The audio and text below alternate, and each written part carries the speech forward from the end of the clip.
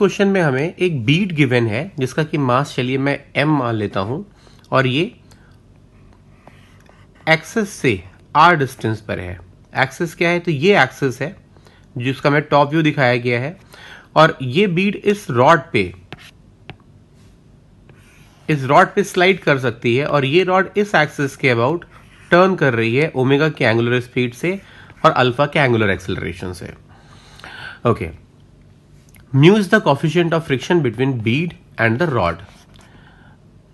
और ये जो पूरा सिस्टम है वो हॉरिजॉन्टल प्लेन में, मतलब पेपर के प्लेन में, आपकी स्क्रीन के प्लेन में ही रोटेट कर रहा है और ये पूरा जो स्पेस है वो ग्रेविटी फ्री है। ओके, तो ऐसे में हम कह सकते हैं कि जब रॉड मूव करेगी और रॉड एक्सेलरेट भी करेगी तो रॉड एक्चुअली बीड को इस तरफ पुश करेगी जब आगे बढ़ेगी और ये पुश होगा नॉर्मल रिएक्शन n। और क्योंकि तो इस वीडियो में आगे जाने से पहले जो बच्चे IIT JEE और नीट की प्रिपरेशंस करते हैं और वो चाहते हैं मुझे कोटा की कोचिंग्स की मटेरियल्स चाहिए, जैसे कि वीडियो लेक्चर्स, उनके मॉड्यूल्स, उनके DPPs, तो आप हमारे टेलीग्राम चैनल पे आ सकते हो।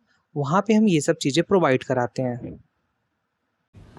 और क्योंकि बीड की स्लिपिंग टेंडेंसी आउटवर्ड होगी, बीड बाहर की तरफ स्लिप करना चाहती है, तो इस पर एक फ्रिक्शन भी लग रहा होगा इनवर्ड डायरेक्शन में F।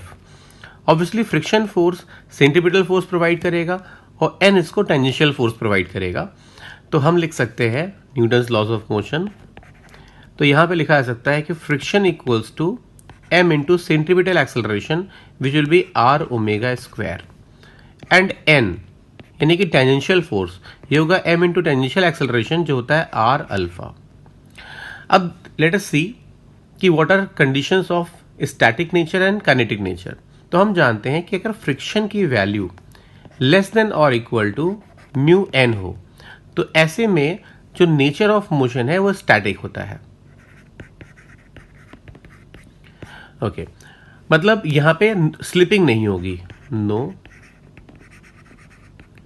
स्लिपिंग।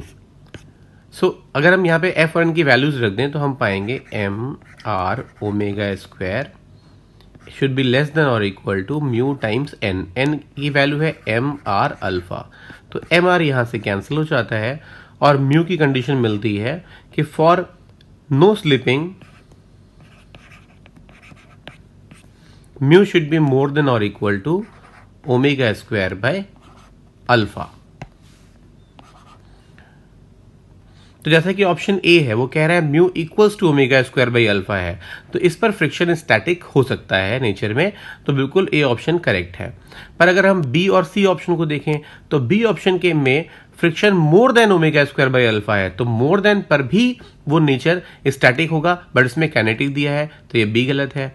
और अगर friction omega square by alpha से लेस है तो पक्का जो नेचर है वो काइनेटिक होगा, इसलिए सी ऑप्शन भी गलत है।